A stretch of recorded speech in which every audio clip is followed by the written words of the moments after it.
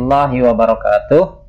Anak-anak kelas 4 yang salih-salihah, alhamdulillah pada kesempatan kali ini kita masih berjumpa kembali untuk belajar pendidikan agama Islam dan budi pekerti. Dan pada kesempatan kali ini materi kita adalah kisah keteladanan Nabi Ayyub alaihi salam. Baiklah anak-anak sekalian, mari sebelum kita lanjutkan pembelajaran kita berdoa terlebih dahulu. Kita memohon kepada Allah Subhanahu wa Ta'ala. Bismillahirrahmanirrahim. Rabbi zidni ilma warzuqni fahma. Mudah-mudahan dengan doa tersebut Allah memberikan tambahan ilmu yang bermanfaat kepada kita semuanya, dan kita diberi kemudahan untuk memahaminya serta mengamalkannya. Baik anak-anak, tujuan pembelajaran pada materi kali ini yaitu setelah kalian mengamati dan memperhatikan baik-baik video pembelajaran ini, diharapkan kalian sebagai peserta didik dapat atau mampu yang pertama meyakini kebenaran kisah Nabi Ayyub alaihissalam. Yang kedua, kalian dapat menunjukkan sikap sabar sebagai implementasi atau penerapan dari pemahaman kisah keteladanan Nabi Ayyub alaihissalam dengan benar. Yang ketiga, kalian dapat menyebutkan keteladanan dari kisah singkat Nabi Ayyub alaihissalam dengan benar. Yang keempat, kalian dapat menjelaskan keteladanan dari kisah singkat Nabi Ayyub alaihissalam dengan benar. Yang kelima, kalian dapat menjelaskan hikmah dari kisah Nabi Ayyub alaihissalam dengan benar. Yang keenam, kalian dapat menceritakan kisah singkat keteladanan Nabi Ayyub alaihissalam dengan benar. Yang ketujuh, kalian dapat meneladani Nabi Ayyub alaihissalam dengan baik. Baik anak-anak, silahkan kalian perhatikan kisah keteladanan Nabi Ayyub alaihissalam berikut ini.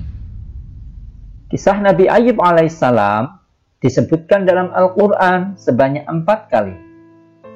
Nabi Ayyub alaihissalam adalah putra dari Nabi Ishaq bin Ibrahim alaihissalam. Beliau, Nabi Ayyub alaihissalam, hidup bersama istri dan anak-anaknya di suatu daerah bernama Haram di dekat Syam. Nabi Ayyub alaihissalam adalah orang yang kaya raya di negerinya. Beliau memiliki lahan pertanian yang luas dan hewan ternak yang sangat banyak. Dengan banyaknya harta benda yang dimilikinya, beliau tidak pernah lupa bersyukur kepada Allah Subhanahu wa Ta'ala. Beliau selalu mempergunakan hartanya untuk kebaikan, seperti bersedekah dan memberi pekerjaan kepada orang yang membutuhkan. 2 tahun berlalu, Allah Subhanahu wa Ta'ala memberikan cobaan kepada Nabi Ayyub alaihissalam. Cobaan yang pertama yaitu semua tanaman dan hewan ternaknya mati terserang penyakit. Tak ada satupun yang tersisa. Meskipun begitu, Nabi Ayyub tetap bersyukur kepada Allah dan lebih rajin beribadah. Cobaan selanjutnya yaitu ke-12 anaknya meninggal dunia. Nabi Ayyub merasa sedih. Namun, beliau tetap bersyukur dan semakin menambah keimanannya kepada Allah sambil menghibur istrinya. Nabi Ayyub berkata, "Sabarlah wahai istriku, janganlah berlarut-larut dalam kesedihan. Semua harta dan anak-anak yang kita miliki adalah pemberian dari Allah dan pada waktunya akan kembali kepadanya." Istri Nabi Ayyub yang bernama Rahmah menjawab, "Iya suamiku, terima kasih telah mengingatkanku." Selanjutnya, yaitu pada hari berikutnya, ketika bangun tidur, tiba-tiba sekujur tubuh Nabi Ayyub dipenuhi penyakit kulit yang tidak sedap dipandang mata. Meski demikian, beliau tetap bersyukur dan pasrah kepada Allah Subhanahu wa Ta'ala.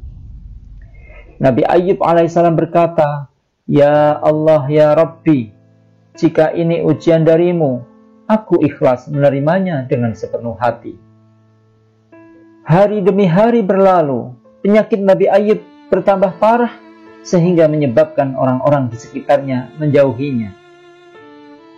Mereka mengatakan kepada Nabi Ayub, "Wahai Ayub, pergilah engkau dari negeri ini, setidaknya agar kami tidak khawatir akan tertular penyakitmu." Mendengar hal itu, Nabi Ayub hanya diam dan tetap bersabar. Akhirnya, Nabi Ayub dan istrinya meninggalkan negeri itu dan tinggal jauh dari tempat pemukiman penduduk. 18 tahun berlalu, usia Nabi Ayub bertambah lanjut dan mulai kesulitan dalam beraktivitas. Selain disebabkan karena usia, juga karena penyakitnya yang tak kunjung sembuh. Setiap hari, Nabi Ayub selalu bersabar sampai hartanya habis. Hal itu menyebabkan Nabi Ayub dan istrinya hidup serba kekurangan.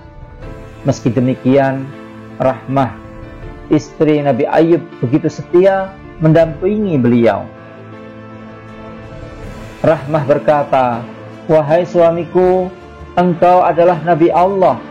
Pastilah Allah akan mengabulkan doamu jika engkau meminta kesembuhan.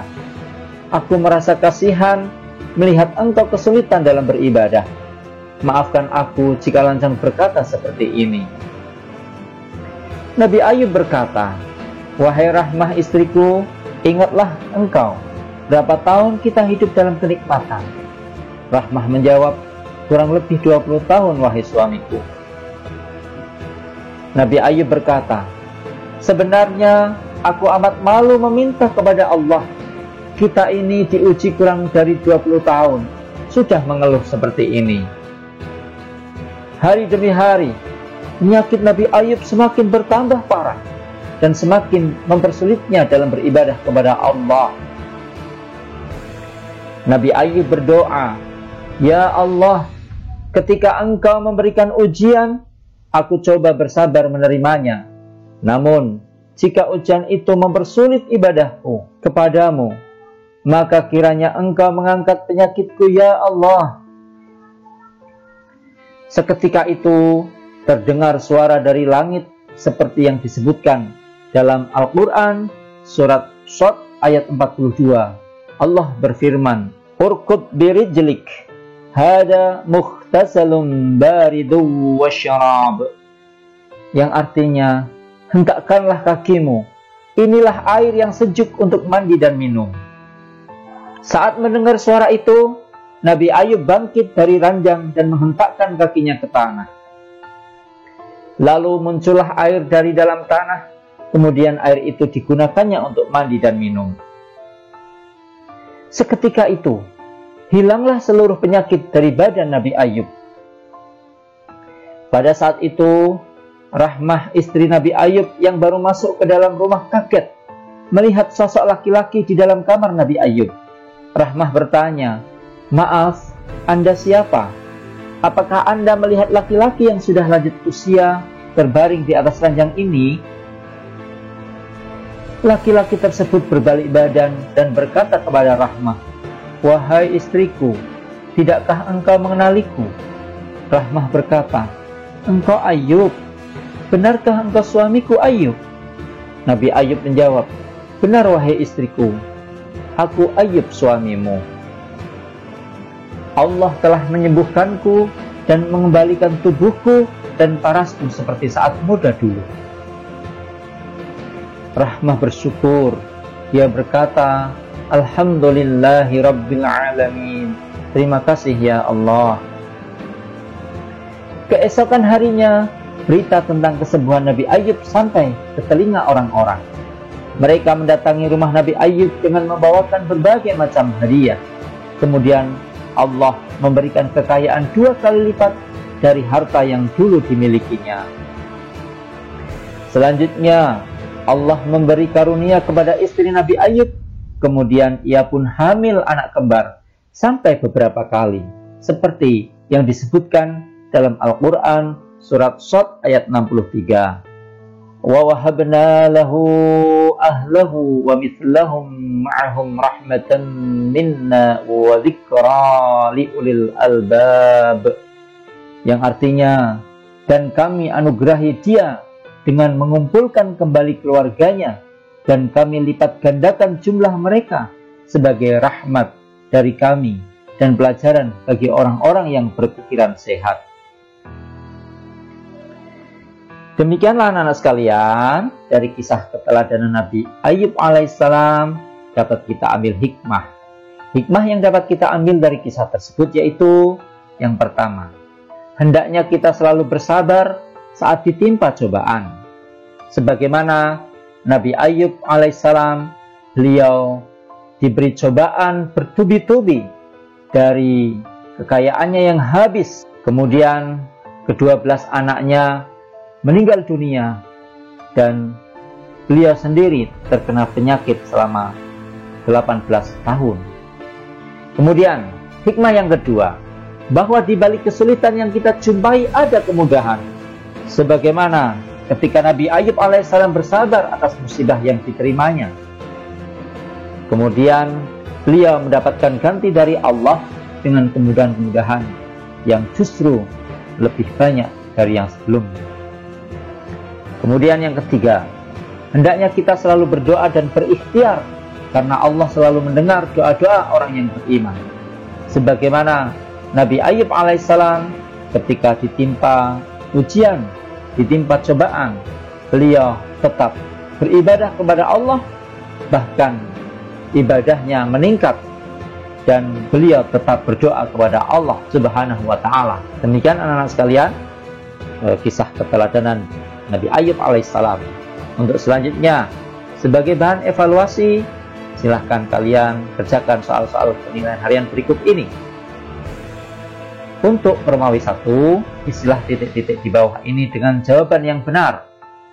Nomor 1, Nabi Ayyub alaihissalam adalah putra dari. Nomor 2, Nabi Ayyub alaihissalam ketika ditimpa musibah bersikap. Yang ketiga, istri Nabi Ayyub alaihissalam bernama. Yang keempat, penyakit yang diderita Nabi Ayyub alaihissalam adalah. Nomor 5, Allah memberikan obat untuk menyembuhkan penyakit Nabi Ayyub alaihissalam berupa. Untuk Romawi 2, jawablah soal-soal berikut ini dengan benar. Soal nomor 1, sebutkan 3 ujian yang menimpa Nabi Ayyub alaihissalam. Yang kedua, apa saja yang dilakukan Nabi Ayyub alaihissalam ketika ditimpa berbagai macam cobaan. Yang ketiga, sebutkan nama surat dan ayat yang menceritakan kisah Nabi Ayyub alaihissalam. Yang keempat, sebutkan hikmah apa saja yang dapat dipetik dari kisah keteladanan Nabi Ayyub alaihissalam. Yang kelima, apa yang kamu lakukan jika cobaan yang menimpa Nabi Ayyub alaihissalam terjadi pada dirimu. Demikian anak-anak sekalian, silahkan kalian kerjakan. Mudah-mudahan semuanya sukses. Marilah kita tutup pembelajaran kita bersama dengan doa sesudah belajar. Alhamdulillahirabbil alamin. Dari Pak Guru, kurang lebihnya mohon dimaafkan. Billahi taufiq wal hidayah. Assalamualaikum warahmatullahi wabarakatuh.